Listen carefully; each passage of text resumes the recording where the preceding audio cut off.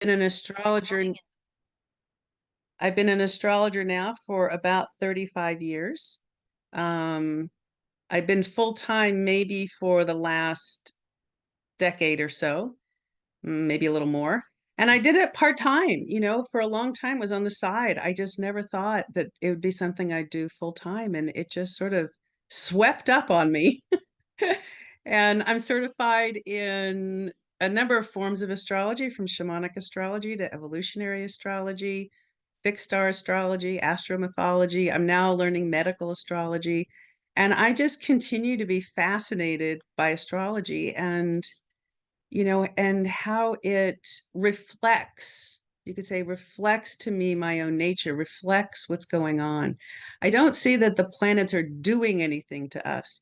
It's like, as above, so below. The planets are simply mirroring something. We're all in this great cosmic dance. And so the cosmic dance we're going to be looking at today has to do with what's happening with the transpersonal planets, the planets that affect the collective. There are huge shifts happening here between, you could say, beginning this year, but really getting off next year and flying by 2026. So we're going to take a look at that. So first, what we'll do is we'll look at just key dates that for us to all be aware of. And then we'll go through Pluto moving into Aquarius, Uranus and Gemini, Neptune and Aries, the Saturn-Neptune conjunction, and also the minor grand trine between Uranus, Neptune, and Pluto. So that's how the flow of our time together will be. And so what'll happen at the end of each section, I'll pause, and if you want to ask questions, I'll take questions at the end of each section. Okay. So this is just, depending on your familiarity with astrology, we'll just start here with the basics. You have the personal planets, the planets closest to the Earth. And, their cycles, their synodic cycles are relatively, short, anywhere from, the moon, 1 month, to Mars, 2 years. And so their synodic cycles are short. But when you look at the transpersonal planets, these planets affect the collective. When you go down to Pluto, 248 years it takes to complete one orbit. It spends 14 to 30 years in a sign. These planets here, the transpersonal planets, affect collective movements. Now, when they interact with our personal chart, they will create some kind of a transformative element in our chart. But what we're going to look at is the movement here of the outer planets, which are all in the midst of changing signs. So one of the things that's really notable here about their changing of signs is that they're all going from earth and water signs and all moving into fire and air. So this is going to feel really different. I mean, Pluto's been in Capricorn since 2008. Neptune's been in Pisces well over a decade. It's like we've been used to a slower way of moving, it's like this, seeking stability, seeking safety, seeking security. Even though Uranus has been in Taurus, which is upsetting that stability, it's like releasing pressures around where that stability is false or trapping some kind of vital energy. And so it's like, well, how do we adjust to a kind of stability that really is sustainable?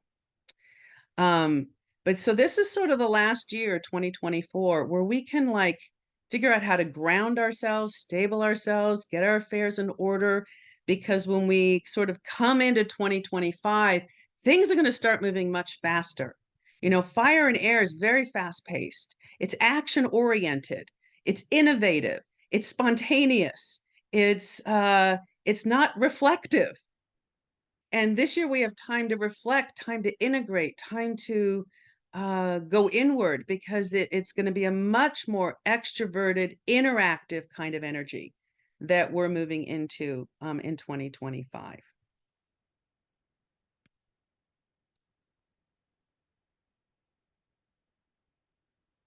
So this is just sort of dates, and we won't go through all the dates, sort of the key transits here. Oops. Um, and what we're showing is that each of these planets takes a time to transition from one sign to another. So as you're probably aware, Pluto started moving into Aquarius last year. It was in Aquarius for 3 months. This year it came back into Aquarius, but in September, it's going to dip back into Capricorn for just a couple months before it arrives back in Aquarius, where it'll be for the next 20 years. Both Neptune and Uranus and Saturn, they all begin their journey into the new sign next year, but then they also retrograde back into the old one, Saturn back into Pisces, Uranus back into Taurus, Neptune back into Pisces, before in 2026, they're solidly in the new sign. So next year is sort of a transition year. It's like things will get off and running, and then they might stall, they might back up. So it's kind of like, I think we've kind of been saying we've been straddling the old and the new. We can all feel something coming, something mounting. But I think next year is much more the year where we're straddling. It's like 1 foot in the new world and 1 foot still in the old, and having to let go of the old, and how do we embrace the new?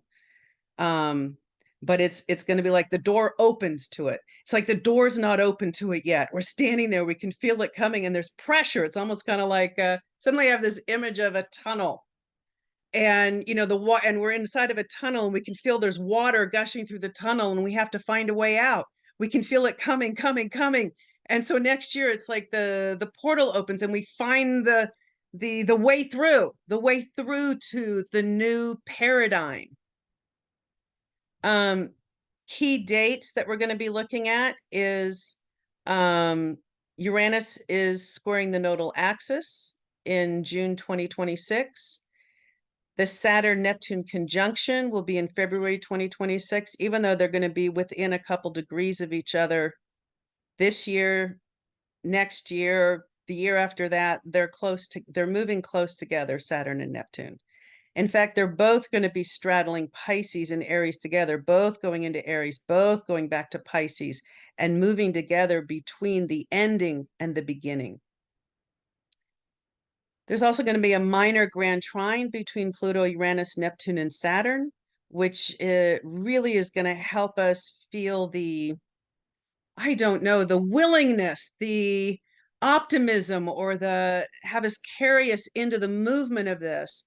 Because, it's like I'm going to go over potentials that what might occur, once that portal opens and we can move into the new paradigm. But it's a new paradigm. It's like I'm looking at it from the old. We can't yet imagine what we're going to see. I think some of it's going to really surprise us. The other thing is that Pluto is going to be out of bounds. And so that increases the transformative nature of Pluto. So I put in that date. So we'll begin with Pluto and what's happening here as it's transitioning into Aquarius. So Pluto is the first planet the sun's rays don't reach. It's what's hidden beneath the surface, what's secreted away. And if you look at what's hidden beneath the surface, it's where great wealth is, great power is. Like the hidden beneath the surface of the earth is the oil, the gold, the diamonds, the minerals, everything that powers our lives. It's what's hidden in the bottom of the ocean or in our unconscious. And what's in our conscious is primal drives, motivations, compulsions. So it exposes issues of power and powerlessness. We can feel incredibly powerless when Pluto is moving in our lives. But as Pluto's doing that, it's creating a transformation so that we can access power, that we can release the powerlessness. When we're in the grip of Pluto, our unconscious drives can be obsessive. We can be compulsive about things. We're not aware of how we're operating. We're just on automatic, being compelled to do something. So Pluto is also where we experience our greatest loss and our greatest rebirth. So, it used to just be called the planet of destruction, but that just sounded so horrid. So, but the truth is, destruction and death are not the end. It means there'll be something else after. I mean, nature shows us that. Nothing ever ends finally. And so Pluto says, hey, something great will be taken away, but it creates space for new life and for rebirth. And Pluto will always bring us to the truth of things, to the great treasure, the great wealth that sits within us. So as we look at it, Pluto will always amplify the nature of the sign it occupies, exposing the corruption in how we hold the energies of that sign and catalyzing us to a more vital or healthy expression of that sign's nature.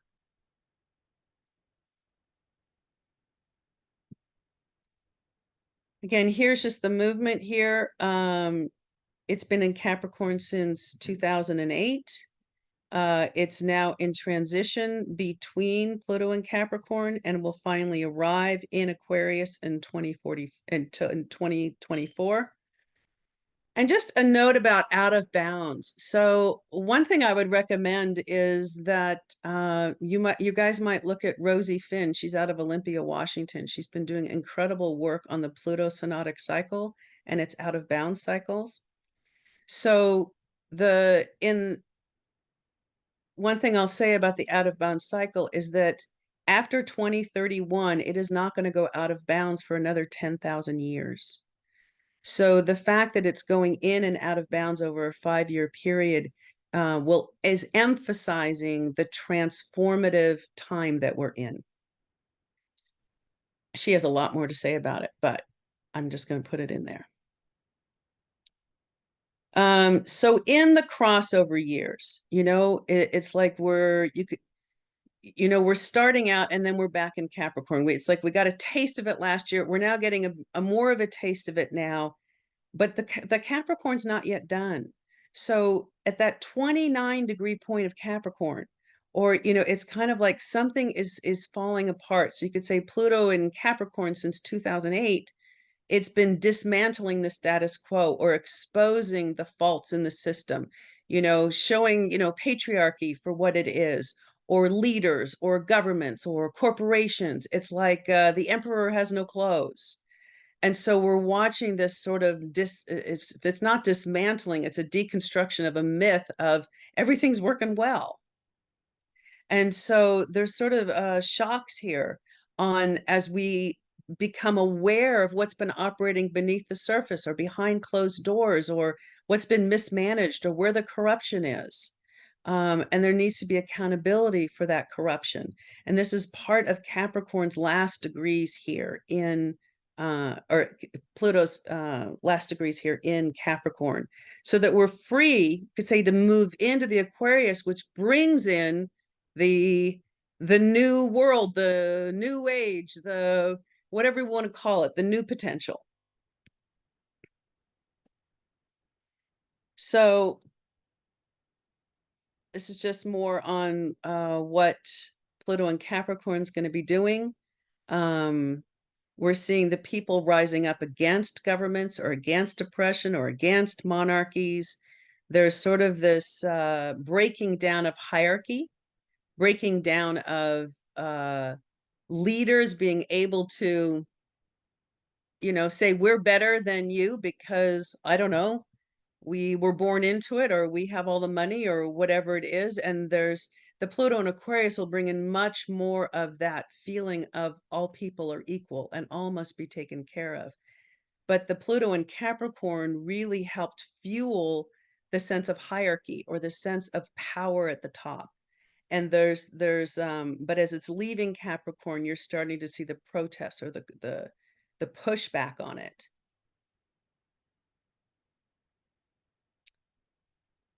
So, if we look back, the previous cycle when Pluto was in transition between Sagittarius and Capricorn, that was in 2008 to 2009. There was, you could say, the big events that sort of happened here. Sagittarius deals with faith and being able to have faith. So you could say there was a crisis of faith or suddenly a blind optimism about things. Obama was elected on a platform of yes, we can, on a platform of hope. And what got fueled, you could say, during the Pluto and Sagittarian years is suddenly, alternative faiths, spiritual practices, you could say world religions, the cross germination of them, all became accessible in the mainstream. Similarly, you could say in your religious organizations, they also grew and strengthened in their beliefs.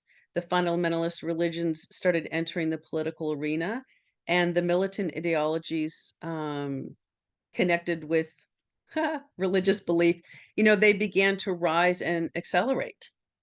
It was during the Pluto and Sagittarian years that 9/11 happened, that the rise of Al Qaeda. I mean, it was you're looking at this worldwide, and it's all around faith and what we have faith in. And then it moves into Capricorn. Okay, let's test the structures. Let's test the systems. How are they working?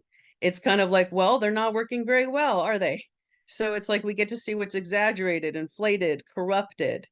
And when you watch the transition year of Pluto going into Capricorn, you witness the housing market crash and the stock market crisis that resulted from that. And so that heralded, when you watch what happens right as Pluto enters a sign, it sort of heralds what to watch for. So as we're nearing the end of, this year, as Pluto's going to be back in Capricorn, this fall, it's like, do we revisit this? What's happening with the housing market? What's happening with the banking system? Did they learn what they needed to learn from the 2018 crash? It's like, are we up for another reckoning of some kind to get things right? And then, of course, we saw the rise of, the billionaires, the rise of suddenly social media conglomerates, suddenly the big wealth happening that's consolidated in the, I don't know, half of 1% of the population.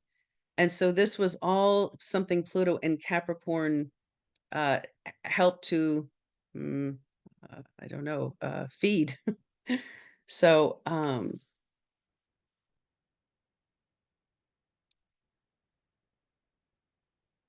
So yeah, this is what we're dealing with as Pluto leaves Capricorn, and what we may deal with a little more this fall. It's interesting that Pluto goes back into Capricorn for the US presidential election. We're still back with the old government, the old ways of operating. We have two gray-haired men running for office. When Pluto comes into Aquarius, it won't be gray-haired men anymore. Capricorn respects elders and age, but Aquarius respects youth and innovation. So I think this is the last time we're going to see old gray-haired men running for president. But what we're dealing with here is structures falling. We watch more and more the brick and mortar storefronts closing. Malls are laid empty. You have governments crumbling worldwide. You have, debt ceilings keep rising and rising. China's in a debt crisis, the US closing in on a debt crisis. It's like, what's happening here with countries and how they're able to operate. So the hierarchies are really weakening. And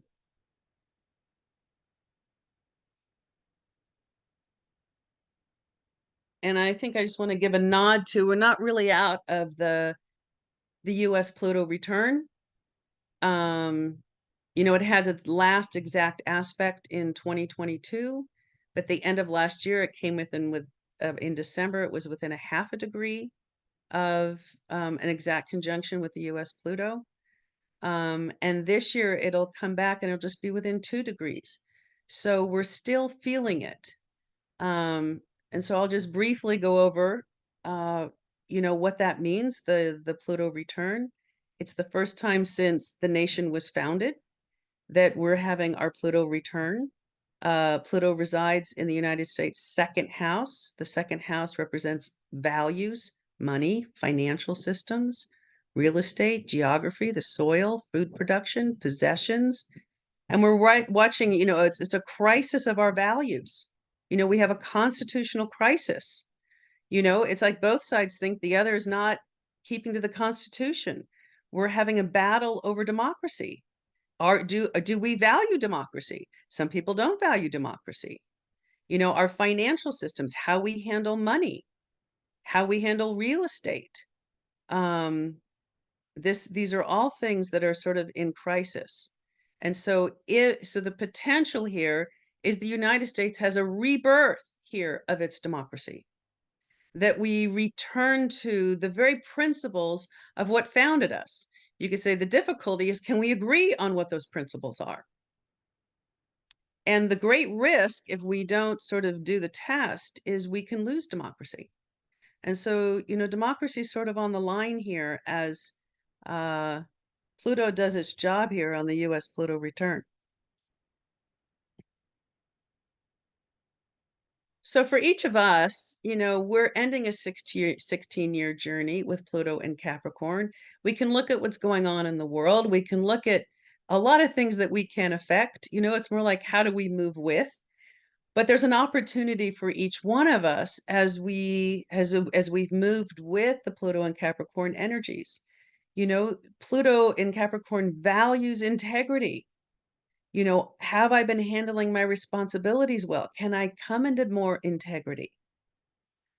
What is my relationship to power and powerlessness? Am I afraid of power? Do I sit on my power? Do I assert power? Do I dominate? You know, what is my relationship to power and being able to stand in power or face power? And then how do I use power? Do I use it to control? Do I use it to empower? How do I use the power that I have? And then we can all ask ourselves what we're trying to hold on to that's outdated. What structures or systems, you know, for instance, you know, one of the things that might happen in Pluto and Aquarius is money might be digitized, you know, cash may become obsolete. And I'm like, oh man, I like my cash. So, or Bed Bath and Beyond. I love Bed Bath and Beyond. And suddenly it's dismantled. So it's kind of like there's things that are leaving that are outdated. Or I just spent time working on my CD collection. Should I really work on my CD collection? You know, it's like there's things that are falling away and becoming obsolete, and we're having to move with that and be able to let go and say, let's embrace a new day. And then you know, what we can do here for the rest of this year is, how can I grow my own sense of authority, my own sense of sovereignty? You know, and part of that is, what am I accountable for? Am I in integrity? How can I increase that integrity and be accountable to what I've committed to, or to what means something to me here? And so those are things we can ask ourselves. And then we move to Aquarius. Of course, Aquarius rules astrology. So I imagine everybody here in the readings like, Pluto and Aquarius, we can already breathe easier. You know, it's like, what is Aquarius? It's the water bearer. It's the visionary, the innovator, the revolutionary, the humanitarian. Aquarius is the human being. And so Pluto is coming to affect each of these areas. Now you can say that the shift to Aquarius really began with the great conjunction between Saturn and Jupiter in December of 2020. What was unique, you could say, about that conjunction is Saturn and Jupiter become conjunct once every 20 years, and that conjunction will sort of signify the direction we're to go as a collective for the next 20 years. Well, for the first time in 200 years, the Jupiter-Saturn conjunction was in an air sign. So since I think it's 1806 or something like that, for the previous 200 years, it had been in an earth sign. Jupiter and the Jupiter-Saturn conjunction directive was to manage Earth's resources, to manage the material, to, you know, we've been able to look what we've done with material resources and what we've amassed and what we've created and what we've built. We've done it to the nth degree. And suddenly Jupiter and Saturn come along and go, whoa, time to shift yourself to air, being able to harness and work with air and sort of mine its potential. And so that sort of heralded, sort of woke us up to, okay, and this is when we all sort of woke up to, there's something new. And this happened at the end of, the Saturn, Jupiter, Pluto conjunction that had been going on that whole year, which was sort of dismantling life as we knew it. And at the end of that year was this great conjunction that said, okay, we have an eye or a link now into a whole new world we're going to be entering. And then that next year with Jupiter and Aquarius, it began to, I don't know, dream on it, vision on it. Saturn Aquarius says, well, let's try a couple things out. Let's see how they work. And so you could say Jupiter and Saturn sort of paved the way here for Pluto's arrival in Aquarius. Now, is it the age of Aquarius? I don't know. There's a debate on that. There's an awful lot of Aquarius energy. You could say it's an Aquarius era, but I don't know if we've officially entered the age of Aquarius. But I put that in there because a lot of people, it's gonna feel that way to us. So let's look at what happened here in the history, previous times when Pluto's been in Aquarius. The very last time it was in Aquarius, wow, it was a time of great revolution. Sort of when the Industrial Revolution first took off, we have the revolution, the American Revolution, the French Revolution. It's the dawn of democracy. It's the first time there's an idea that all people are created equal. It's no longer as there's a monarch, there's somebody that's going to, in charge of us all. The French Revolution motto was liberty, equality, fraternity. I mean, that could be a Pluto and Aquarius motto. It was also when the public support for science first increased, and Aquarius rules science. So, it sort of said, wow, this is a time for great revolution when Pluto comes into Aquarius, and a revolution of the people. So what can we expect this time around? So the differences, what I'll point out here first, is the differences here between Pluto and Capricorn and Pluto and Aquarius. We've been in Capricorn, we're looking at the traditional. Do we stay with the traditional? Do we work with the traditional? Whereas Pluto in Aquarius is like, no, time to break away from it. Time to be progressive. Let's find uncharted territory. Let's move in a new direction, shall we? Aquarius is unconventional and idealistic.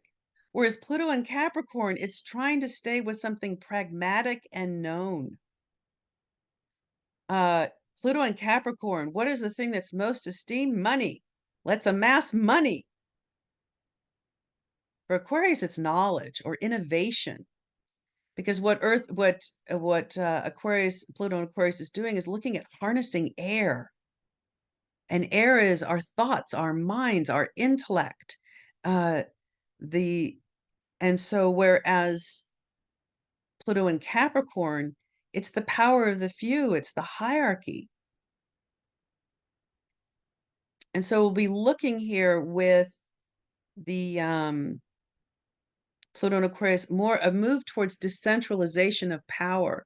Now, I think in the first few years, there's going to be a real tug of war with that, because the people who have the power, well, they don't want to give it up. And in fact, they may try and go to drastic means to keep it. If you're about to lose it, it's kind of like, well, what do I have to lose? It's like you kind of go with, you have a couple world leaders right now. It's like, wow, if my country goes down, maybe I'll just set off all my nukes and destroy the whole world. It's like, I will do anything to hold on to my power. So there'll be some kind of a struggle here as we work with that. But ultimately, Pluto and Aquarius says, hey, we're to be more community driven, more power to the people, be team oriented, you say grassroots efforts, sort of a decentralization. You could say the government may become more decentralized, more power may go to the states. You may watch a decentralization, maybe the European Union might split apart again, but so we'll be looking for something like that. So Pluto and Capricorn really focused on the age of capitalism. It exposed it and is looking at dismantling it, but at the same time, boy, did it fuel and reward it. Whereas Pluto in Aquarius will be the age of enlightenment. It's sort of a new renaissance, a new age of reason. It's going to bring about really enlightened or innovative thinking. In Capricorn, we look at building and stabilizing. In Aquarius, we're looking at movement, change, and innovation. Capricorn says, all right, let's be responsible. And Aquarius says, no, I want to fulfill my own human potential. What is that? And how to move with that. So the Pluto in Capricorn really favors mature leadership. Okay, we've gotten so mature, we're getting senile here with both of our candidates. So what that's doing is exposing that not necessarily our elders or the most, the oldest ones in the room are the ones to listen to. It's sort of like we're going to be ready to turn towards someone more younger, more vital, who may not have any experience or world wisdom, but is going to come with great ideas and inspire people.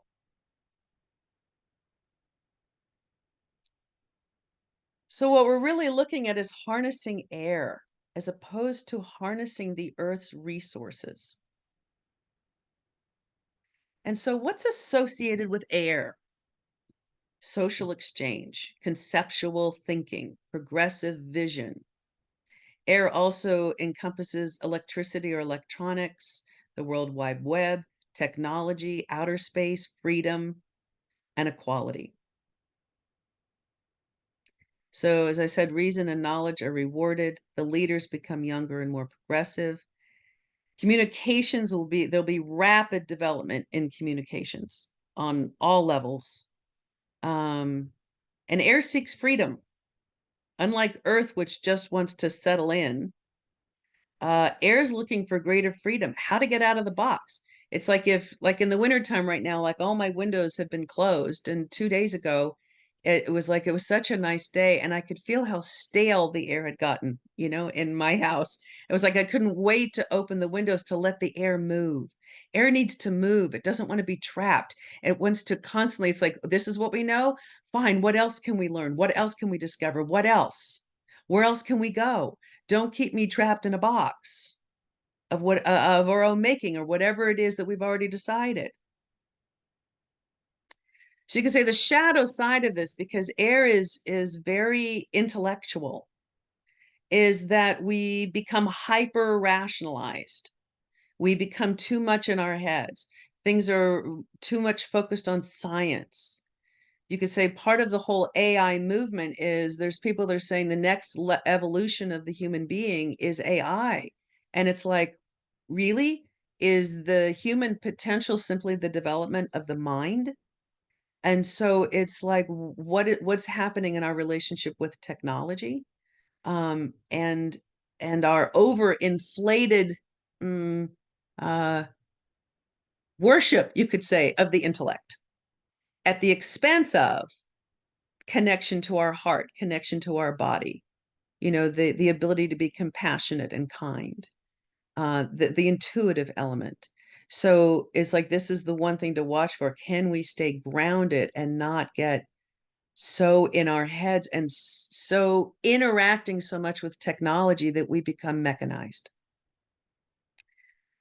So the antidote to that is the breath. Air is what we breathe in and out. Sort of like if you do meditation, it's like, fine, focus on the rise and the fall of the breath in the belly. It's like, let air and your breath carry you into your body, into the present of what's happening, carry you out of your mind. The air can carry us, through our breath into stillness, into places outside our rational mind. So one of the key things to note here is when one of these outer planets first enters a sign, we watch in the news for what's happening. It gives us an indication of what this whole cycle might be about. So for instance, when I said just a little bit ago, when Pluto went into Capricorn, whoa, the stock market or the housing crisis happened and the stocks fell. And this was a sign, and then the banking industry went into crisis. And so This was a sign of what Pluto was planning on doing here in Capricorn. So as Pluto entered Aquarius last March, that's when ChatGPT went viral. So this is sort of when AI sort of took off in a whole new way. And there was, for several months, it was like there was all these interviews and documentaries and whatever on the potentials of it, the side effects of it, the developments of it, the fears of it, the regulation or not regulation of it. And then it died down as Pluto went back into Capricorn. And then as Pluto's come back into Aquarius, it's all ramping up again. So as Pluto moved back into Aquarius in January 21st, this was the week that Apple Vision Pro was launched, which is, if anybody's seen them, the sort of goggles you wear and on your head, and I guess you can see things. People, oh gosh, I don't know how to describe it. All I know is you can do your work, you can walk down the street, you can do whatever wearing them. And I guess somebody was caught driving with them, so they had to suddenly say, no, you can't drive with them. But it's a whole other way of doing things virtually. It was also the week that the the first successful chip implant happened in a human brain. So the whole movement of the transhuman, where we can combine there's a whole movement, transhuman movement, which is once we get a chip in our brain, this is the evolution of the human being. Initially, what it's being used for is for people who have disabilities. So if someone's paralyzed or has a neurological disorder, this is where they're implanting the brain chip right now to give them greater functioning.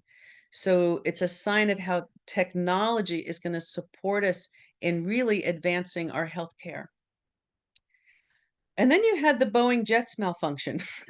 So it's interesting because Aquarius air is also air travel. So it's interesting. I was like, oh, you have airplanes breaking down. One was in the air and its door came off, and another airplane was going down the taxi run and its nose fell off. And a few days later, an airport hangar that houses airplanes all crashed to the ground and it killed 2 people. There was all this stuff around airplanes. I thought, how interesting. So what I want to say about, the technological advancements is it's a small taste of what's coming. It's like what's coming is going to leave this looking like, I don't know, kindergartner stuff. It's like it's just a small taste of what we're about to see. So what are we about to see? So basically we're at the 5th level of the Industrial Revolution. You could say the Industrial Revolution began with the last Pluto in Aquarius, but there's been several stages here of the Industrial Revolution. I put a little graphic up here on the right, which sort of gives us, and it's all about, building the first machine. Oh, then we can have mass production. Oh, now we have computers and automation. Now we have systems, and the development of technology and the machine to the point in this one, we now have collaboration with the machine. We can work with the machine and the machine can work with us rather than us just tell it what to do. It'll be interactive. And what does that mean? Now, on the real positive side, I think we're going to see incredible advances in medicine with working with genetics and DNA, sound healing, AI interface with healthcare. Aviation is going to see probably flying cars at some point, air travel moving faster and faster, high-speed rails, maybe, space travel, the space economy, more, travel exploration or galactic travel. So we're just going to, in some ways, I think what we're going to watch is whatever technological advancements we've seen over the course of our life is minuscule compared to what we're going to see in the next part of our lives. It's like something's going to take off and it's going to be a whole new way of living. So as I said, there'll be a movement anyway towards decentralization of power. moving more or pushing more of it towards the local or regional or state autonomy. This might even see states succeeding from the union. Maybe we're going to split up. We don't know, or or maybe, it's one of the things is if the power grid goes out, you're down to focusing on what's happening on the local level. You can't look at what's centralized. So there may be different things that happen that sort of push us to looking locally or in our region to organize or to generate. There'll probably be more local farmers market, local food production, as global food production sort of hits more hiccups. You could say, after the 2020 pandemic, suddenly it was like, different parts or things weren't operating or getting places. The car industry couldn't keep going because it couldn't get its parts. Now you have the whole thing going on in the Red Sea, and big shipping container ships can't move or do their routes to bring goods to different countries. So you're going to watch more disruption of the global food chain or the global product chain. Information networks, Aquarius rules those networks and social media. I think it's going to be revolutionized. Again, I said the movement to digital currencies. You could say a whole new level of civil and human rights movements, and really the protests against oppression and corruption of government is only going to increase. And perhaps this is the biggest one because it's the age of man, the age of the human. And I think we're going to be asking ourselves, what does it mean to be human? What is the human potential? So scientists and technology are now saying it's transhumanism, or it's the AI, that it's the development of the mind. But there's other going to go, look, the mind is not what makes people human. Some people are saying, hey, we need to return to the ways of our ancestors, and they're joining sort of spiritual groups that are indigenous in terms of their approach to life. There's a whole movement now around, or a belief around ascension, that we're going to ascend to this 3D world and move into a 5D world and a whole other way of operating. That the human potential isn't just to stay in this time, place, polarity, but to grow in our consciousness and evolution. So there's going to be a real question here about what it is to be human, and what is the human potential. Have we even tapped our human potential? If we were to tap it and not just assign it to technology, can technology help us with that potential? Because the shadow side is that we become dehumanized. We become mechanized, and that we simply try to aspire to be as good as the technology that we're creating. So, the Dalai Lama said that humanity cannot survive without technology. So technology is going to be important, and the advancements in it are going to make our lives better, open us to new realms, create new possibilities. But the question is how we use it. So, and where we're coming from with it, so that we're not controlled by it or mechanized by it. And I think that's going to be the biggest question here as we interact more and more with technology. And so we got to remember the antidote, breath, because the breath will connect us to our heart. It'll connect us to each other. It'll connect us to the earth. It'll connect us with our feelings and what matters, and help to give us perspective.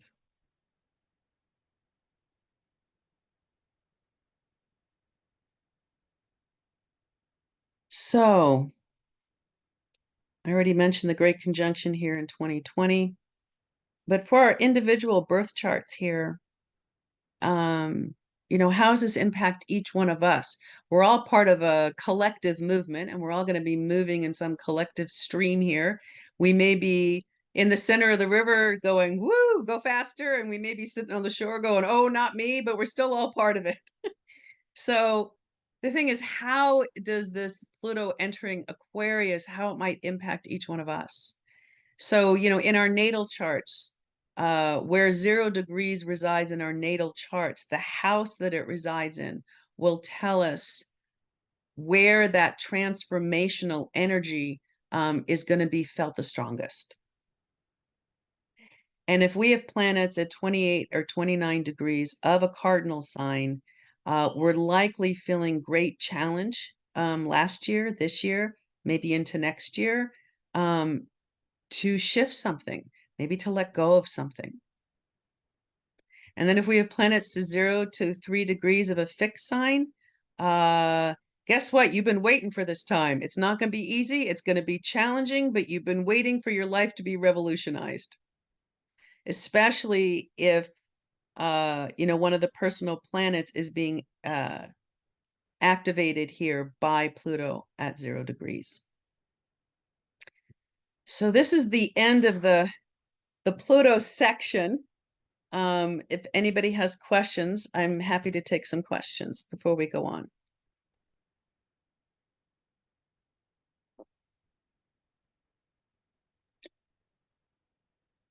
If you've got a question and you want to raise your little Zoom hand, that way I'll have an order for you.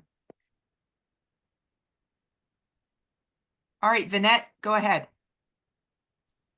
Yeah, I was wondering if you could comment on Pluto conjuncture Sun. Pluto conjunct the Sun, you could say, is a very significant time in your life. What's the Sun? Your vital life force. It's, in some ways, it's your identity. It's the engine that runs you. And so when Pluto's with the Sun, there's sort of this drive to move something, influence something, transform something. But to the degree that you don't really know who you are, or you're not aligned with the truest part of yourself, you're going to go on a journey, and what gets transformed is you. And I have found people who've really known themselves and been really strong, they're going on a personal transformative journey. Something gets lost, something's grieved, as you do kind of a descent into yourself to find a strength or find a truth or find a something that builds greater strength and empowerment in you. But oftentimes it's also correlated with you trying to really move something in the world. Does that answer your question? Yeah, that was helpful. Thank you. And especially in Aquarius, you have your Sun at what, 0 Aquarius? 3 degrees. 3. Oh, it's coming. So you're feeling it. I think I already felt it. Yeah, it's really going to amplify your own visioning power here, your humanitarian, progressive, open-minded spirit. And the degree, I think, to which you've allowed, you could say, this patriarchal culture or capitalistic culture to rein you in. Does that make sense to you? Very much. Thank you. Okay, yes. Anybody else?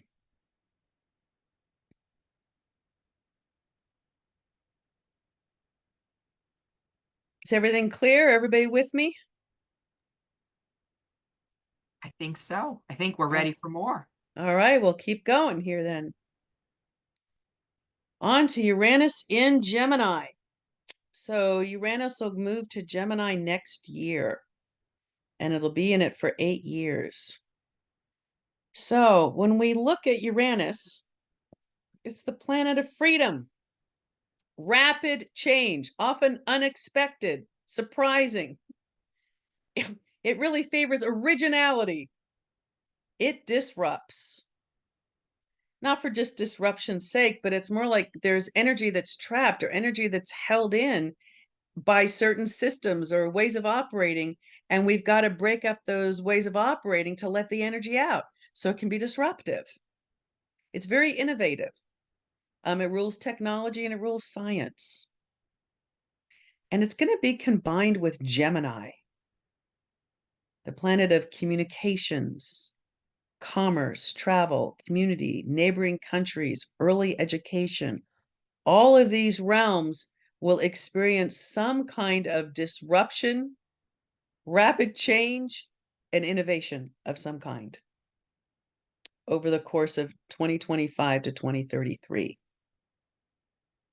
Some people will find the change freeing, find it welcome, be, oh, thank God. And others are going to just see it as shocking and unwanted, you know?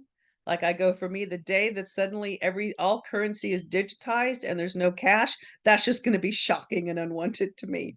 But we have to move with things. And so there'll be things that'll help us to give us that sense of almost adventure, or why not? Let's just go with it. So I wrote actually a few slides here. I got really into the history of Gemini here over the course of time, because history of Uranus and Gemini, because it's really kind of interesting how things developed in terms of when you go communications, you know, when it was in from 1439 to 1446, that's when the printing press happened. The next cycle, guess what? The first newspaper was published. The books that were published during when Uranus was in Gemini are very key books. The King James Bible is published, and for the first time, someone other than the priests have access to the Word of God. Up till then, people did not read the Bible. They didn't know the Bible. They simply relied on their pastor, their preacher, you know, to tell them the Bible. And suddenly you could put the Bible in the hands of the people. In terms of, then you have, as you reach the 1600s, because things are now getting printed, you have books that are getting printed that really change the thinking of how culture sees things or operates. And so I think in Uranus and Gemini, there may be different thoughts or ideas that suddenly change the whole way the culture looks at things. So for instance, Isaac Newton published his laws on mechanics and gravitation. These laws are the basis of all technology that we have today, from computers to cell phones to Wi-Fi to nuclear bombs. The laws of mechanics and gravitation is what led the way to it. Gemini rules education. Here you have John Locke writing on education. So that was in the first round. Now we go to the 1700s. And so while Pluto was in Aquarius its last time, Uranus was also in Gemini. So I mentioned Rosie Finn, who's done her work on Pluto out of bounds, and she looks at the Pluto out of bounds cycles. And almost every time that Pluto has an out of bounds cycle, guess what? Uranus is in Gemini. So this is a big time, age of great revolutions. And now you have a new thought that seizes a whole people when Thomas Paine published his Common Sense, which gave the argument to support the revolution against the English monarchy. And it was his publication passed out all through the colonies that got everybody on board for the revolution. So you can see how the Uranus and Gemini supports the Aquarian, the Pluto and Aquarius movement for revolution. You also had the birth of the steam engine. It's also when Uranus was discovered. Here in 1858, now you have the Pony Express. Here's communication on a whole other level. I can mail a letter and it's going to get delivered to you, you know, in a state away. The cables are lined on ocean floors so you can do transatlantic communication. You know, you can talk to Europe from the US and back and forth. You have Darwin publishes The Origin of Species. And that book has, you know, it's like survival of the fittest and all of his concepts, how it has shaped the culture. You have first aerial photography, battery, combustion engine. You have the first underground railroad and the first sound recording. Now, one of the big events here, it happened in 1859, was called the Carrington Event. and it was a massive solar flare that came off the sun, and it melted the wires and it knocked out communications worldwide. It was not a huge crisis, but we didn't have a lot of communication technology at that time. So what's happening in the sky right now is the sun is experiencing multiple solar flares, and it's getting ready to flip on its axis. Its electromagnetic fields are flipping. Which it does, I guess, every 11 years. It's not a huge deal, except the flares can really spark. And if one makes it through our atmosphere, it can knock out all the satellites. It could knock out Wi-Fi. It could knock out electricity. It could like take the power grid out around the world if that were to happen. So Uranus in Gemini has a history of this here. And we may experience something, hopefully, not to that degree again, but there's a potential. So this is the last time that Uranus was in Gemini, and it was during World War II and post-World War II. So this is when the United Nations begins. Gemini, communications, let's bring all the countries together. Airplane technology advances. You have, in terms of decoding technology, there were a lot of boundaries between countries that changed. Gemini likes free movement. Gemini does not like boundaries. So this is, the map of Europe was sort of redrawn. So what kind of boundaries between countries or within our own country is going to shift here? It was also when the space age first began, first time we launched something into space. It's also when we had Roswell. So Pluto in Aquarius also rules outer space, and you have Uranus in Gemini, which has to do with communication. So there very easily could be an incident of communication with a non-human species, shall we say. There's potential for that. All these are potentials. We don't really know. This is when the Education Act in Britain was passed. That first time, Britain said everyone has a right to an education. Here you have another communication. The Dead Sea Scrolls are discovered, and what that did to Judeo-Christian theology and understanding those texts. And then we had a number of great innovations, because Uranus, wherever it is going to innovate. But we're looking at, innovations that are related to Gemini here. So as Uranus moves into Gemini, it's going to trine Pluto. They're going to be working together, these two. And they'll be trined from 2025 to 2030. So this it's like the intentions or the impetus that Pluto and Aquarius have and Uranus and Gemini have, they kind of feed each other. They're going to be like, I don't know, you go, you go, you go, and we work together here. It's a real harmonious flow. It's like there's no obstruction being presented to either one of them in what it is they want to do or what they want to affect. So the thing is, the pace is going to move very, very fast. And it's going to be, it's like, can we keep up with it individually? So, and it's just not predictable. It's like we really are entering a new paradigm. So I'm going to give you potentials. But again, it'd be like, if someone in, I don't know, the early let's say, I don't know, at the turn of the 20th century, coming into 1900s, was to predict the next number of years.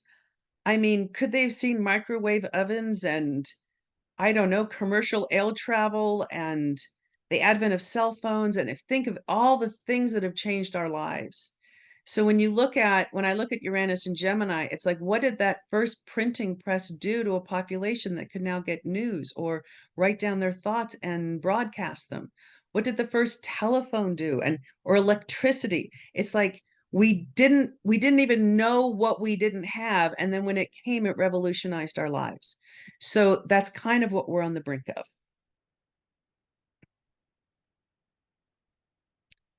So things that may be revolutionized. I have a whole list here.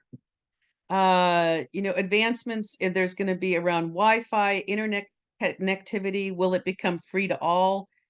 You know, digital connection. Our lives will be more digitally connected up, like with smart technology. There'll be other uses for satellites. Satellites may become hardwired in our computers, or might be more accessible. We're also looking at a growth in big data or quantum computing, you know, versus or struggling with open source technology. I think cell phones are going to be occur as archaic here for what we're moving for.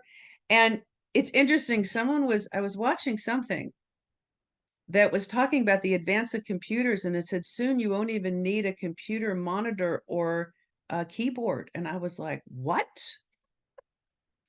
And I don't know, I think it's with those Vision Pro goggles, it's leading to, I don't know, being able to put on a pair of glasses and you can see a monitor and I guess a virtual keyboard and you can type on it. I'm not exactly sure, but there's things coming down the wire. I think we're going to see a revolution in social media platforms. Also, the big social media communication conglomerates sort of being broken apart or downsized a bit. The printed word is likely to go through. Here we had, you know, how many cycles ago, the printed page was the great revolution, you know, the great new invention. And here I think we're going to watch it suddenly get shaken up. Will newspapers just become obsolete and out of business? They're trying to get as fully digitized as possible. I think the LA Times just went under. I think the LA Times is closing. So, you know, it's like, what is going to happen with how messages are delivered? Communication jobs, you know, the advent of AI, you know, it's like, what happens to reporters? What happens to marketers? What happens to PR people? What happens to, you know, the people that write copy for things? So we're looking at probably a loss of many of those jobs. We're going to be dealing with more deep fakes. You know, Gemini is a trickster. Gemini has real trickster energy. And so, you know, it's like it likes creating mischief. So computer viruses, cyber warfare, misinformation, deep fakes, they're only going to continue and grow probably, unfortunately. And I think there's going to be a a big conversation about whether we can regulate communication in any way, or it's kind of like with AI you know, I think Elon Musk said, everything else that we've invented, we've regulated it after we've invented it. And he says with AI, it needs to be reversed. He says, once the cat's out of the bag, you may not be able to regulate it. So I think we're going to be looking at what does it mean as we open things up and really move with more and more capacity for digital connection and access to information. And in the technology we use to do that. I also think the concept of free speech, and what do we mean by free speech? Are we free to belittle others? Are we free to make threats? Are we free to, what did the founding fathers mean by free speech? You know, I personally think it was to speak our heart and speak our truth. And so it's like, is there regulation or is there a, you know, I don't know, there's a word like an addendum here to yes, free speech, and here's what it is and here's what it isn't, you know. It's like you watch more and more people now getting sued for libel, and that didn't used to happen. It's like, well, everyone's free, can't they say anything? Well, not if you hurt me. So so these are areas within communication. So communication, I see, is the one of the biggest areas that Uranus and Gemini is going to um, have, in part because it's also where Pluto and Aquarius's energy is going as well. Other areas of Uranus and Gemini. Gemini rules education, especially early education. So I think we're going to see growth in online learning. We may look at some kind of radical education reform. We can see the seeds of it now with people questioning how their children are, what they're learning and who's teaching what, and are they teaching my version of history, You're watching the burning of books. You're watching much more parental involvement in what's going on in the education system. I also think there's going to be more virtual and augmented, as there's advances in virtual and augmented reality. This will also affect early education.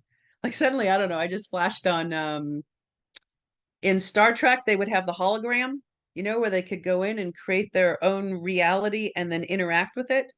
I mean, what if we started creating holographic sort of classroom experiences? So there can be all different kinds of things that might happen here. So Gemini also rules neighbors or our local community. So how communities function are likely to change. I mean, I think more and more my community may not feel safe. More and more people are getting displaced from their communities, whether because of climate change or because of danger. Living situations become more transient. Gemini likes to be on the move. Gemini doesn't like to stay put. Gemini likes to be light on its toes and constantly on the move. So there might be more homes that are on wheels. We might have grid failures that create more grassroots efforts. So communities are likely to undergo some big change here. Short distance travel. This is another area where it's really big. Self-driving cars are already, you know, on the move, but will we create flying cars? You know, will all vehicles become electric? Public transportation. Will we create high-speed rails, or what do we want to do around that? How we conduct commerce. You know, this is the shift to the digital currency. More and more, there's different platforms arising where you can pay for things without using your credit card because credit cards charge a fee. We might watch credit cards fall away. We might have drone delivery service. We order and the drone drops it off at our house. How goods are transported. We're having all kinds of problems with transport now from one location to another. So there's likely to be lots of changes here with commerce. And then finally, Gemini is really about thought. How we perceive and process information. So if you go back to the history, it's kind of like, wow, when the King James Bible was published and Christians could actually read the Word of God for themselves and think about what they're reading themselves without a preacher talking to them. Or what happened when Charles Darwin wrote The Origin of Species and we all sort of contemplated the survival of the fittest. Or when the pamphlet of Thomas Paine came across the doorstep of our house that called us to a revolution, and we weren't thinking about a revolution, but we read that pamphlet and we said, it's damn time we just have one. So we don't know what kind of thought or idea might just revolutionize the thinking of the people. And we might undergo some kind of paradigm shift around how we see life, the earth, the cosmos. You know, I'd love a huge awakening personally around, wow, you know, we need to work in harmony with the earth here if we're going to be able to live on her, you know? So, but we don't, there could be some book or some, you look back in 2005, Dan Brown's book on Mary Magdalene, what was it called? The Da Vinci Code. It overnight in one church after another, Mary Magdalene had been thought a prostitute. And at that time, I was working in the churches, and the year after it, I was in LA and Boston and New Zealand and Australia. And I was in all different churches of different denominations. And overnight, they were all offended if you thought of Mary Magdalene as a prostitute. She was the beloved of Christ. And you watched a religious mythology change, you know, in the course of my lifetime after 2000 years.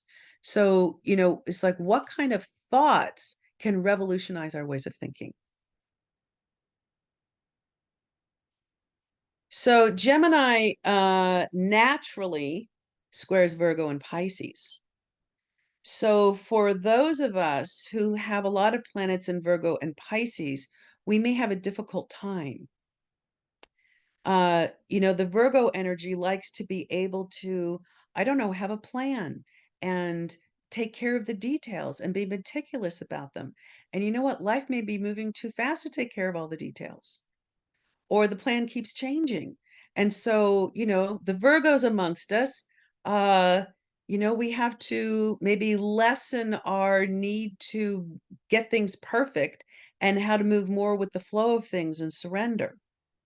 The Pisces amongst us might just go and overwhelm and become confused and say, I think I'm just going to go in my house and close the door and just be in my own little world, So, for all of us, you could say the Gemini naturally squares those. We're all going to be working with, how can I slow this down? How can I keep up with it? How can I take care of the details of my life in the midst of big change? And then Gemini's trines to Libra and Aquarius cue us into how this can happen. What can support us, you could say. So, which is to collaborate, to be social, to engage in social groups, social interaction, grassroots community projects. It's not a time to isolate or try to do things on our own.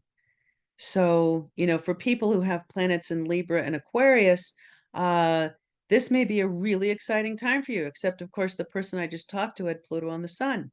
You're going to be challenged, but it might also be quite liberating for you. So this is the end of the Uranus in Gemini section. Does anybody have any questions at this point?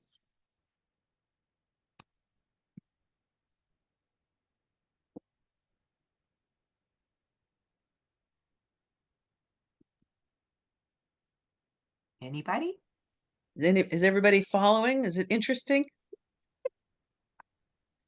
I find it very interesting. So I'd be, I'd also, very if you don't have interesting. questions, I'd be interested to hear what strikes you, or what you're feeling, like what either grabs you like, wow, that's cool, or what grabs you like, whoa, what does that mean? Or, because it's kind of big stuff,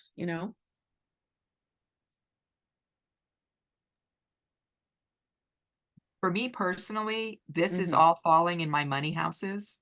I have a Uh-huh. second house Gemini, a 10th house Aquarius, a sixth house Libra. And so Uh-huh. I know that my world as it stands is going to be altered. And I sit Mhm. in amazement wondering exactly how I'm going to be altered. Yes. Yeah, and I think, it's kind of like when Dorothy goes to Oz, she goes from a black and white world to a color world. And someone can tell her about Oz, but until you experience Oz, you don't know what it is, right? So it's kind of like I'm trying to tell you what Oz is going to be like when we go over the rainbow. But I don't know. I only know Kansas. Does that make sense? It's like we can't really imagine it. We can look at the dots and or the things that are sort of slowly budding to go, where would that go if it was revolutionized? Yes. If and so we're looking at that, but I think it's just going to surprise us. What amazed me with the whole Pluto Jupiter Saturn conjunction is we could see that the year was going to be a breakdown of systems, and life is kind of like the breakdown of the status quo. I mean, in the middle of that year, I was like, dang, I didn't know you could just stop the world. They literally just turned it off. We turned off the machine of the world. It was just, I was stunned you could do it. And what was the instigator? It was the pandemic. And yet, in almost every great, well, actually, I look back, in every great pandemic that I saw, you had a Pluto Jupiter conjunction. And I didn't see one astrologer seeing that as a potential. In part because I think we thought pandemics were, I don't know, something our ancestors dealt with, but we don't have to deal with them now. It was like our minds just can't comprehend something that it's not familiar with. Does that make sense? Yes. We do have a question in the chat there. Stacy asked, she says, what stocks would be good to look at with Gemini? What do you think would be good to invest in? Communications and technology. Yeah, I would agree. I also think we're gonna digital currencies are everything's going to move towards digital currency. I certainly wouldn't recommend investing in Bitcoin at the moment, but there's something happening with that. But I go, it's like one of the movements with Pluto and Aquarius could also be part of that. Moving to a cashless society can also be moving towards universal income. We just don't really know. And I don't know, the relationship to your chart and what what's going on in your chart around money. It's like, I don't know, if you have Neptune in your 5th house squaring, Venus in your 2nd, stocks may not be the best thing for you to do, you may not see them clearly. So I don't really know. Any other questions, guys? Are we ready? Yeah, we're all worried about money. Okay, I can take all the change. Just make sure I got some money. Yeah. and, Yeah, that I seems. know we all want to feel secure. Isn't that the truth? Yes. Yes. All right, I think we're ready for more. All right. I don't have a clock around me. Can you give me a time check? It is my time is 6:22. So Oh, good. We got one more section pretty much. yes. Good deal. Good deal. All right. On to Neptune in Aries. Okay. So it's interesting. We are just now finishing our first Neptune cycle since the discovery of Neptune. Actually, it was discovered right before it entered Pisces. So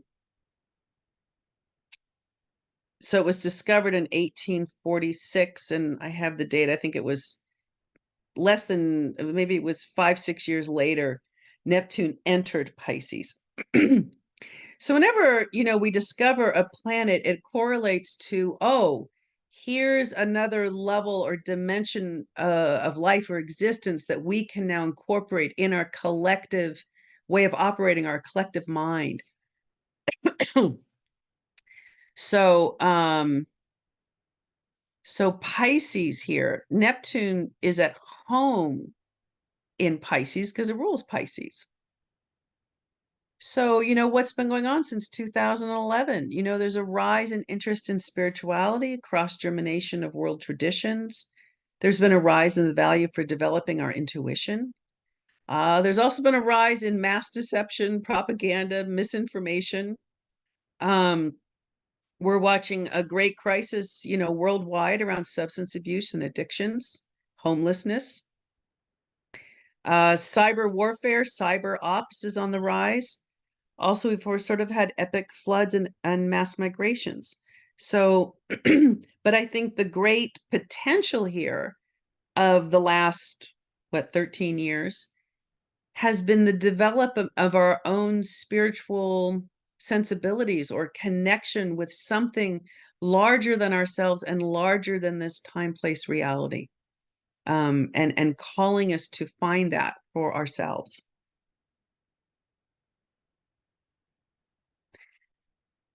So Neptune is coming to the 0-degree point of Aries. So it's not just changing signs. It's beginning a whole new cycle. Because Aries, 0 degrees Aries, as we all know, is the cardinal point. It's the point of the spring zodiac. It's the moment where something begins. So you could say from the time that Neptune's been discovered, we've been in a whole Neptune cycle, and the synodic cycle is now coming to an end, and it's going to start another one. So this is another moment. It's like, okay, new beginning, new cycle here that's going to go on for 126 years, 65 years, sorry. And so here's something else going. We are at the precipice of a completely new day from Neptune's perspective as well. So now Neptune's going into Aries, and Neptune and Aries, Neptune and Pisces, very comfortable in its own sign. Neptune in Aries, fire and water. You know, like you might as well say, was it oil and water? So when you look at Neptune, you know, it's non-material dimensions, spiritual gateways. It's the dream and the dream world. It's ideals and looking at life like romantically. It's the poetic rather than the prosaic. It's also compassion and sensitivity, selflessness, creativity. And on the flip side, uh, it's mental illness, addiction, escapism, disillusionment. And that comes when ideals are crushed or we can't deal with reality. We want to live in our own little dream world. So it's how we relate to ideals and dreams. And then you have Aries, cardinal fire, the warrior, ready for the fight, impulsive, spontaneous, bold, confident, self-determined, has a right to exist, quick and assertive, and given to leadership. Very young, very extroverted. Whereas Neptune is very, well, dreamy. So what happens when you combine these two?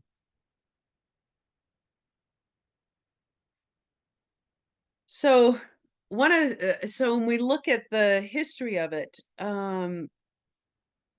one of the things, because Aries is the warrior sign and Neptune is the sign of ideals.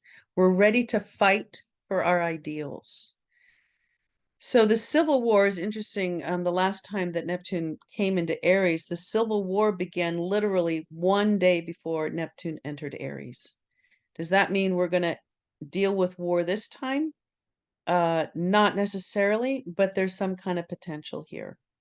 And we were fighting for some ideal, fighting for the rights of all people. Aries is very much about the person, the individual, rather than the group. So it's when slavery ended. We also had the first color photograph, very Neptunian, first genre of music, the blues. So this is, you know, it's like Aries is saying, okay, let's spark new things and bring Neptune more into the world, or the things Neptune loves. The Red Cross began, service. There's also the rise of spiritualism. So I think one of the things it's going to do, Neptune and Aries, is we're going to go, well, who am I now? If you think about Neptune, when it crosses into the first house by transit, it creates a confusion around one's identity. It's kind of like, however I've defined myself suddenly feels limiting, or it doesn't feel like it quite encompasses me. And so when Neptune transits the first house, there's it's sort of a dissolving of your own understanding of your identity so that you can expand, you can open, you can embrace more of who you are or your own potential, or and not keep yourself limited or bound by, I don't know, your bio that you've put at the top of your resume.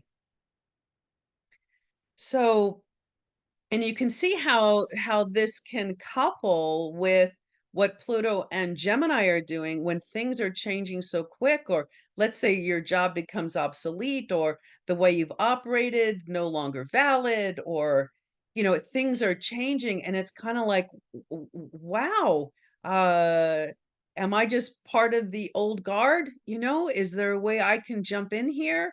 What's my relationship to all this?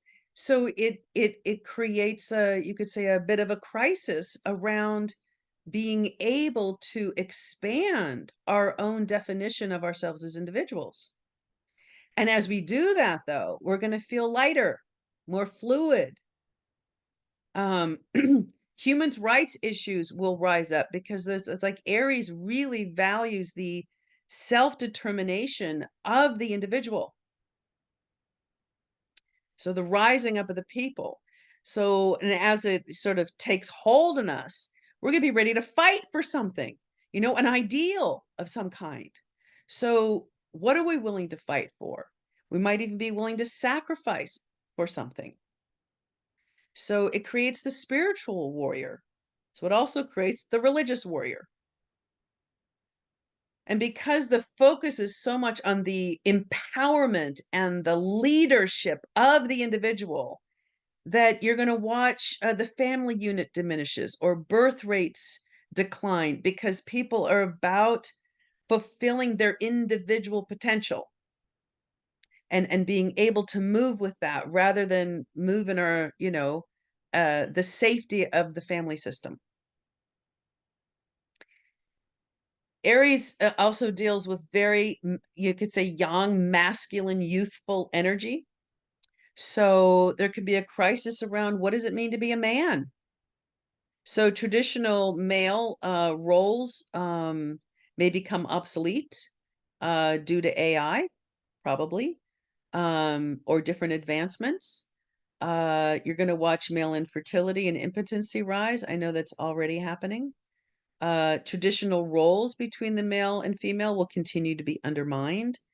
There'll be sort of like an idealized masculine that comes up, and it may have to do with androgyny. I mean, I think there's more movement towards gendered fluidity, which Uranus and Gemini would be all about too.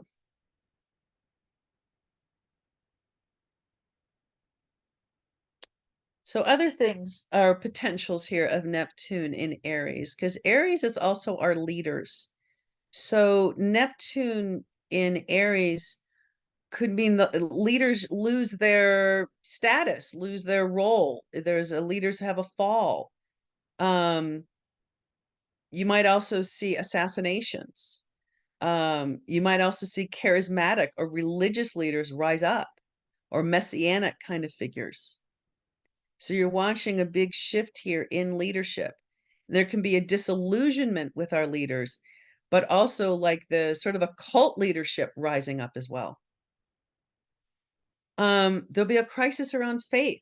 I think, there's going to be increased polarization here around people that hold strongly to their religious beliefs and others who think they're living some kind of fantasy, like evolution versus creationism. So it's kind of like people who both sides will think the other is full of it. It's like it's going to be harder to bridge that and find common ground.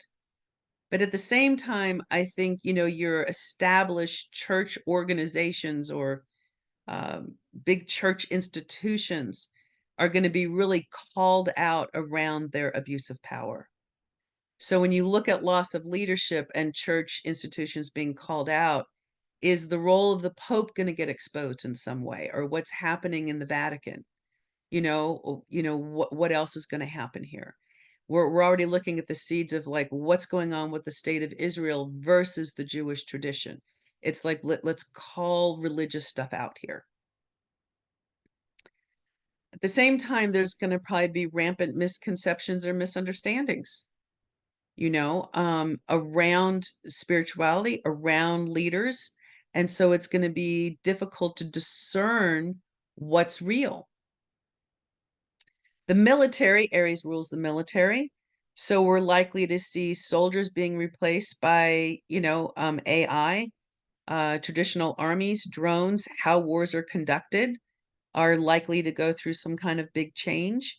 We're likely to have increased cyber warfare, and Neptune in Aries would indicate a holy war. So that's all a potential. Does it mean it's going to happen? No, these are all potentials. We don't really know where Neptune in Aries is going to move. But in the environment, Aries fires things up. Aries is hot. Neptune's the water. So you're watching our water supply dry up. You're watching the temperature in the oceans rise, and the glaciers melt more rapidly than projected. And if there's some kind of pandemic or disease, it's likely to be a fever that spreads quite rapidly, because that's Aries nature.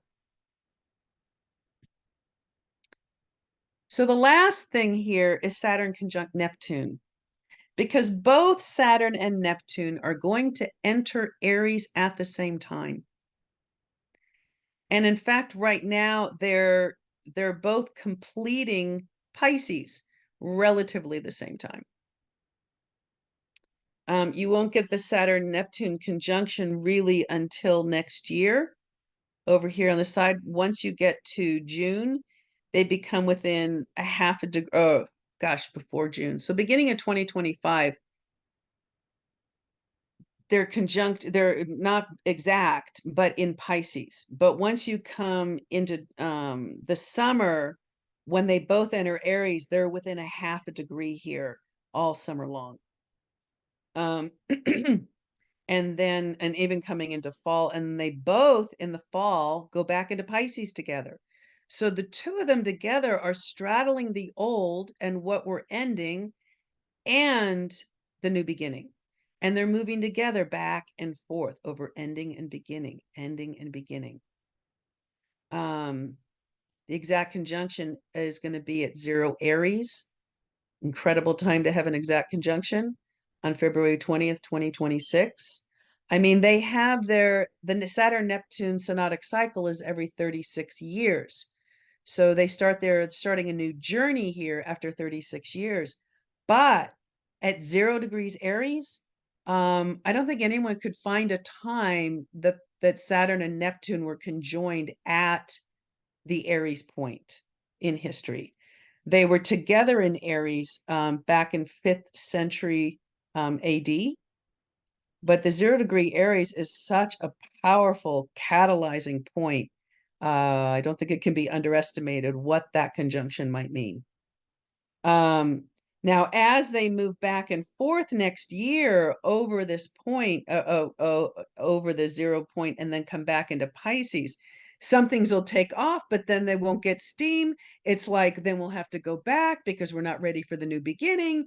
So there's going to be some stop starts next year. And then once we get to March of 2024 for the next starts in 20. Actually, they're starting this year with their conjunction in Pisces. So, but they'll be within a 15-degree orb, you could say, from now all the way till the spring of 2027. So again, people with planets at 28, 29 degrees, 0, 1 degrees, they're getting highly activated, not just by Pluto, but by Uranus, by Saturn, by Neptune in some form, whether it's a sextile or an quincunx or a square, or it's like there's a, and to look at what that is, because something's getting activated within you. So the Saturn-Neptune cycle is the manifestation of our collective ideals, and they're seen within our politics, they're seen in how we practice religion, they're seen in our social customs. So, in each cycle tests how well our beliefs and visions work in reality. Kind of like we created a constitution that says all people are equal, and then we see how we're doing with that. So here we are, is they're both together as they're completing the Pisces and the whole last cycle. And you could say Saturn is ending its own 30-year cycle. Neptune is ending its own 165-year cycle. And together they're ending a 36-year cycle. All this is happening at once. So just a little bit about Saturn here. Saturn's been on its own journey, you could say, since 2020, as it conjoined Pluto and Capricorn, signalizing the breakdown and the removal of structures that are outworn and ready to go. Then it had its grand conjunction with Jupiter, the end of 2020, which opened a door to new vision. 21 and 22 was squaring Uranus. Hey, there's time to make some key changes. Reality, our life's not feeling like a match for us. What can I change? And now it's moving through Pisces, starting last March all the way through next spring in 2025. And in Pisces, it's about sort of facing the music. It's like, are the dreams I'm dreaming real? Have I been investing in something that's proving false, or it's just robbing me my energy? Where do I give over to escapism? What is real? So it's like, and being able to ground myself in that. And part of what's real is what's enduring. rather than temporal. Like I can invest in furniture and a nice home and money and whatever. And guess what? It could go on a dime. What is it that's not going to go at all? Is it my heart? Is it nature? Is it the divine? It's asking us to root ourselves in something that's enduring, something that's always present and always will be, because it's cueing us to, guess what? Everything we've amassed, it's like a sandcastle. The water can just come in, the tide can come in, and the sandcastle goes down. So what endures? And at the same time, we're integrating the lessons, you could say, of the last cycles. You could say the 36-year Saturn Neptune cycle, the 165-year Neptune cycle, and the Saturn last 30 years of what it's been through in terms of what have we grown in our life? What did we learn? And are we ready to let it go and begin a new day and a whole new chapter? So Saturn and Neptune, well, they not easy bedfellows. They're kind of polar opposites. Saturn's time bound and Neptune's timeless. Saturn's all about form and structure, and well, Neptune has no form. And in fact, all it does is erode form. You know, it sort of dissolves form whenever it touches it. Saturn restrains, whereas Neptune expands. Saturn's pragmatic and Neptune's inspired. Saturn operates in cause and effect. I do this and here's the return. And Neptune is magical. It's synchronistic. Things come out of nowhere. Saturn says, hey, I'm dealing with reality. And Neptune, you're the dream. But Neptune looks at Saturn and says, no, I'm the reality and you're the dream. Because from Neptune's perspective, you can build all this stuff, but it's just a stuff of your own making. You know, it can all wash away. Neptune sits with a picture of I know the real reality. So they're in a battle of what is reality here. So we talked about them bridging. I know we're nearing our time. So as we, what we're looking at is tension between these two, between our ideals, our hopes, our beliefs versus the hard realities. Saturn says, here's where the rubber's hitting the road. Here's where the boundary is. Here's where the restraint is. And so what is the tension? And can we bring our ideals and hopes and beliefs into our life, or are they just fantasies? It's like, how can we blend these? So Saturn Neptune would be the artist. It's the mystic. It's, can I take an idea and bring it into form, create something from nothing? That's the friction between these two, to bring the dream into reality. And a lot of times when Saturn and Neptune are together, the dream and the reality seem like there's a huge gap between them and that we're never going to bridge it. And so it's kind of like there's a huge dream here opening up, but Saturn's like, oh dear, let's slow down. Oh, I don't know. Oh, let's hold back a little bit. Let's be cautious. Oh, I'm getting a slide ahead. Anyway, the two together at the new beginning, at the 0 Aries point, has us open to new ideas. And the sextile they're both making to Uranus at that time helps us to be fluid and flexible and open to something new. We want to be able to trust ourselves to take the lead, to have sovereignty in our life. Because of, you could say, we don't really know what's coming. We can't identify it. There can be fatigue or anxiety. We have to know that we're at a beginning, not to be hard on ourselves. Embrace the beginning mind. It's like we're starting over. It's kind of like, suddenly I think of, when you graduate middle school and go to high school. Middle school, you're the top dog. And then you walk into high school and you're the measly freshman and you don't even get how things are operating and you're back at the beginning. It's okay to be back at the beginning. Things aren't going to work the way they used to. Things that we thought, boy, this is how my life works, or this works well for me.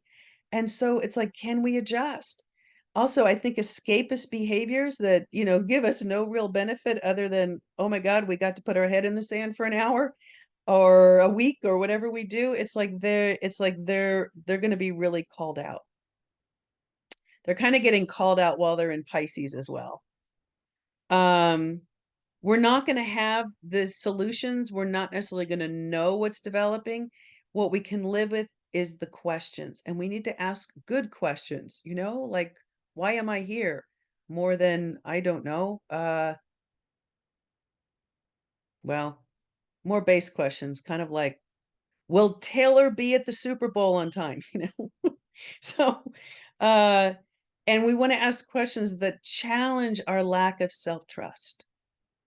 As a means, you could say, to be able to deepen our own convictions, really stand on ourselves. We want to stand on ourselves and be able to assert strongly, confidently, boldly. And so to trust ourselves in the unknown, trust our guidance system, trust our impulses, even though it's kind of like we're walking into uncharted territory.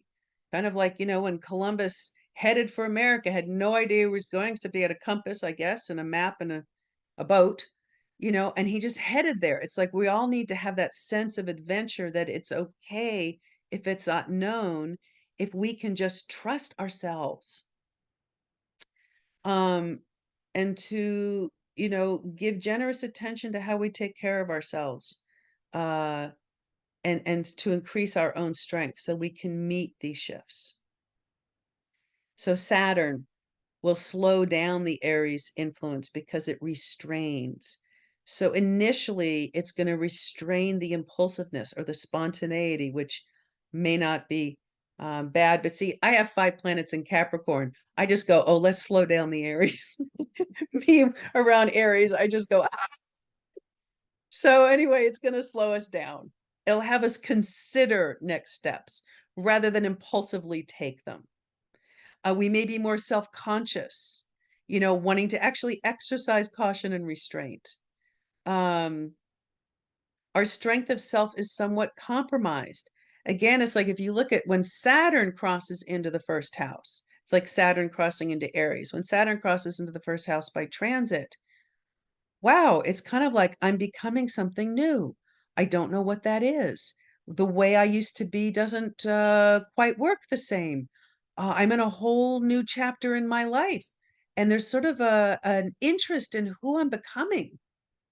And so there can be a slowness with that, in allowing ourselves the time to see what's taking shape in us. And we may be seeing the world differently because we're changing in terms of how we identify ourselves. So it's okay to question oneself because we're sort of redefining who we are in the face of all the changes and shifts happening in our world. On a global level, you're likely to see heightened conflict between religious versus secular, faith-based versus reality-based, religion versus science. There can be depression and anxiety in the collective, especially people who do not have a strong sense of self. What will happen? You're going to watch a defeat of ideals, the death of a dream, a lot of sadness. Some people won't be able to bridge the Pisces into the Aries. It's like they're holding on to that sandcastle that's going out to sea. I took years building it. It can't be gone, and they can't turn away from it.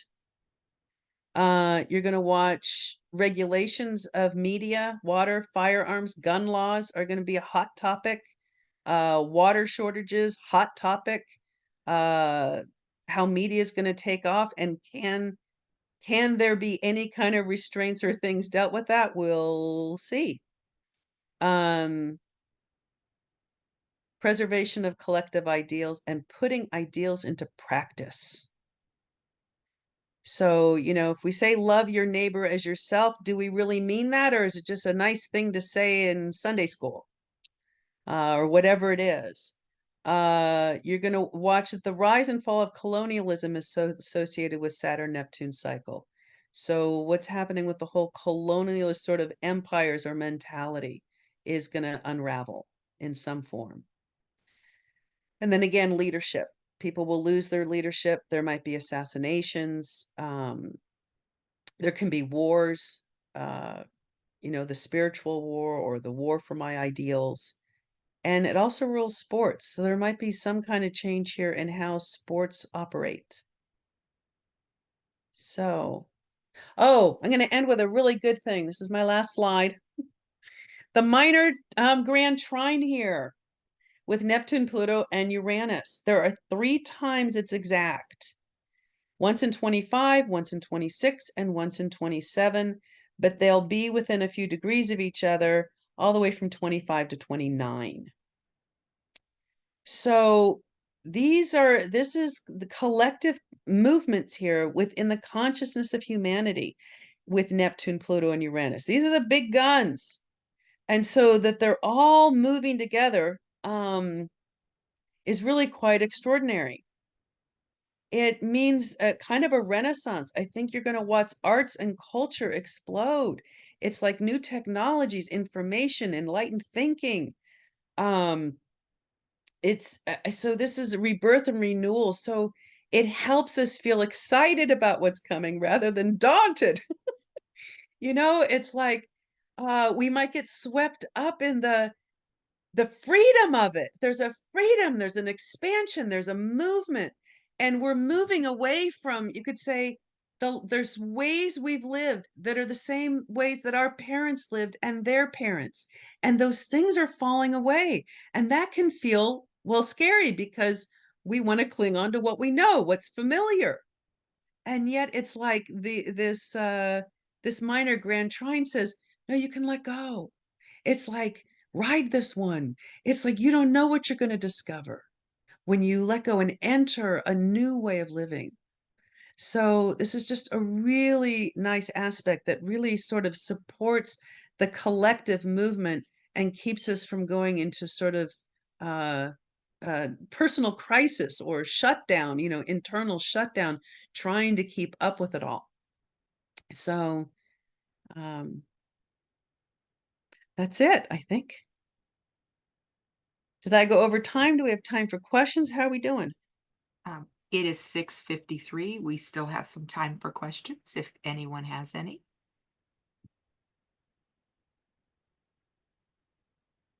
I'd like to hear what landed for people after all that.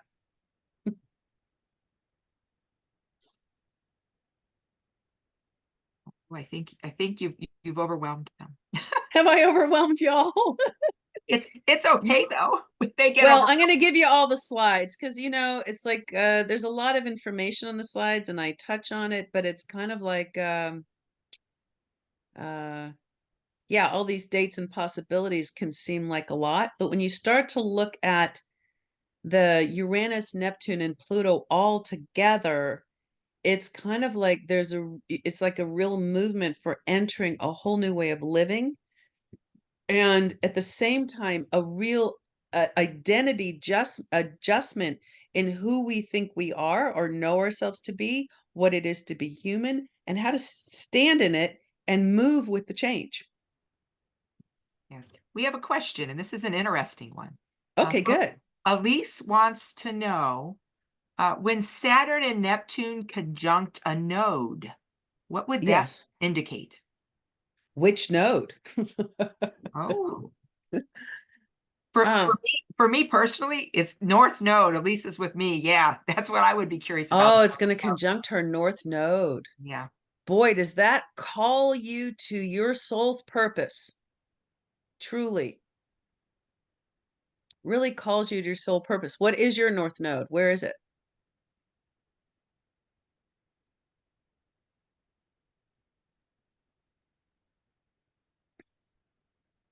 She says it's not her North Node.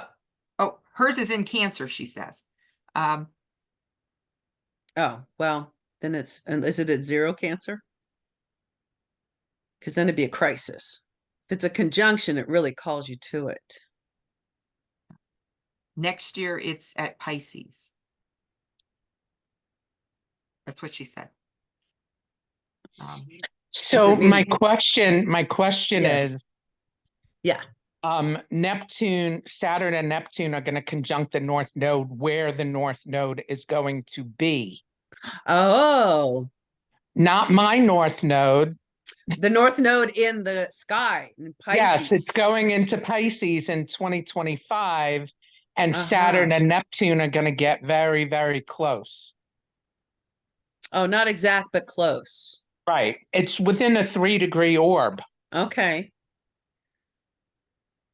So it's a north node in Pisces, right? Isn't it going to be a north node Pisces? Yes. Yes, it's North Node in Pisces, Saturn and Neptune all coming together. And, you know, I know you study medical Evolutionary. astrology. Yes. So in medical astrology, Neptune is the immune system. Yeah, Saturn, Neptune back in Pisces can bring another round of disease at 20, especially at 29 Pisces. I didn't want to bring that up. Who wants to hear that? But not necessarily. But you know, you could go in Pisces, we're really being asked to it's like move away from the Virgo. You know, the South Node in Virgo is life doesn't have to be so planned and so detailed and so structured and so it's like I'm in control of my life. It's like, hey, let go. You know, can you flow with life? Can you flow with uh okay, here's my story here on the North Node in Pisces. I'll give it to y'all, which is, you know, we say that the universe was created, or scientists say, starting 14 billion years ago, Big Bang. It took another 6 billion years before our solar system took shape. And then another 4 billion years before our Earth took shape. And then a million years ago, the first hominids came. And 100,000 years ago, we had Homo sapiens. And for 14 billion years, it is this massive creative source energy flowing like a river through the universe. And it's still expanding, still creating things beyond our imagination, beyond what we can understand. And when we're born, all we do is drop into this great big stream. What makes us think that we can control the flow of the river? What makes us think that we can control the flow of our lives? The best we can do, this is what the North Node in Pisces says, is to be able to navigate the river. Can you be in the center of the river? Do you know how to ride it? Do you know how to operate oars? You know, when the river's going slow, do you know how to relax and just pull in the oars? And when it's hitting the rapids, can you maneuver so the boat doesn't turn over or whatever it is?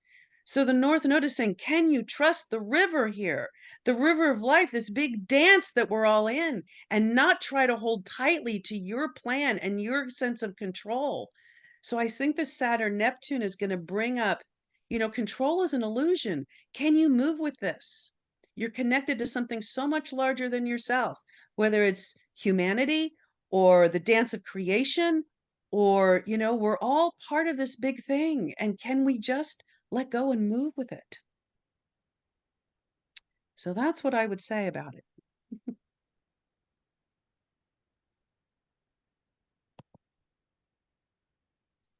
So what's interesting this year is we're at the tail end of the nodes in Aries and Libra. So you could say in some ways this, you know, Chiron moving through Aries and the North Node in Aries, and the North Node's in Aries till next January, is really calling us to heal that place of self-confidence, or that place of, I have that place of being self-determined or autonomous or have sovereignty or trust ourselves. Heal it, because this is going to be the rudder or the navigation system in order to move on the river. Does that make sense?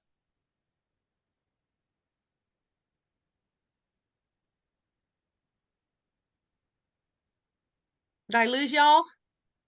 I would say yes. You haven't lost us.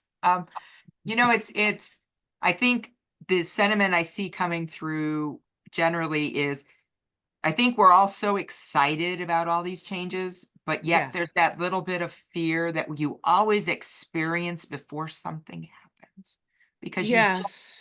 don't know. And I think Yeah. that's what we're all thinking. It's like we're so excited, but we're a little scared. Yeah, you know, and Pluto in Aquarius is going to be around 20 years. Pluto, I had it earlier, it was an iceberg. It moves like an iceberg. It just moves slow and steady, but gets the job done. You know, it's not like all these changes are going to come about by the time we hit 2026. But I think by the time we hit 2026, there's going to be some seismic changes. And, I think the other thing is that in some ways, we were all born to be here for it.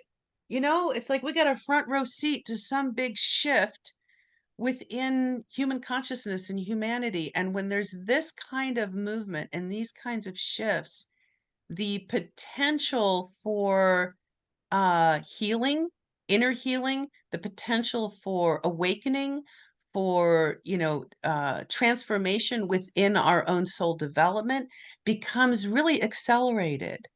Because when life is the same, let's say for people that lived on a farm, I don't know, back in the 1700s or 1600s, and they simply grew up in the farm and married and, milked cows for their whole life and had kids, but life was always the same. It was never disrupted. There's no opportunity really for great big change within one's own development, one's transformation of one's consciousness or soul.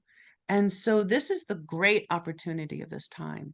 What can happen for us as individuals in our own empowerment, or as some people say, at our own ascension. But I just go, it's again, we come back to the fulfillment of the human potential and our own potential as humans as we move through this.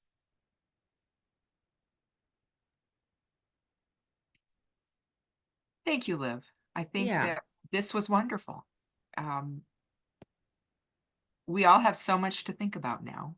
And we thank you for coming. This was just awesome. It was my great pleasure. Yes. All right. Well, thank you all for so if you want, I can send you the PowerPoint slides and you can send them to everyone here if they'd like them. Oh, yes, I will definitely do I'd that. be happy to do that. Yes. Yes, thank you. All right.